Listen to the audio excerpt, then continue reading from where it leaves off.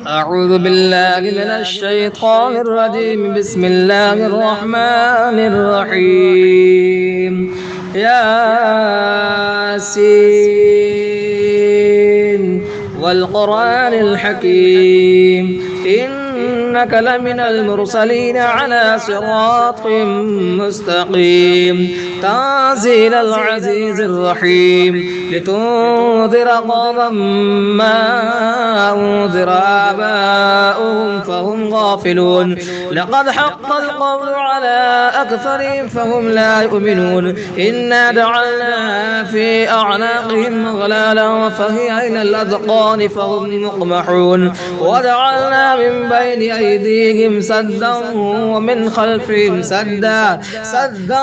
فأغشيناهم فهم لا يبصرون وسواء عليهم أنذرتهم أم لم تنذرهم لا يؤمنون إنما تنذر من اتبع الذكر وخشي الرحمن بالغيب فبشره بمغفرة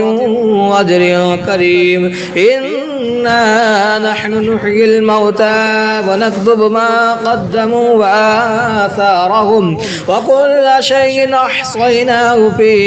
إمام مبين واضرب لهم مثلا أصحاب القرية إذ جاءها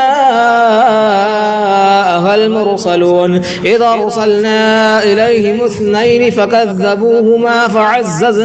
فعززنا بثالث فقالوا إنا إليكم مرسلون قالوا ما أنتم إلا بشر مثلنا وما أنزل الرحمن من شيء إن أنتم إلا تكذبون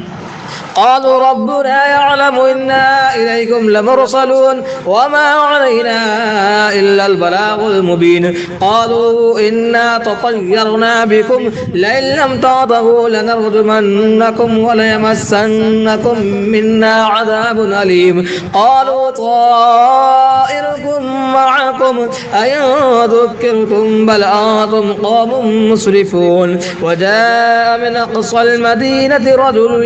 يسعى قال يا قوم اتبعوا المرسلين اتبعوا من لا يسألكم أجرا وهم مهتدون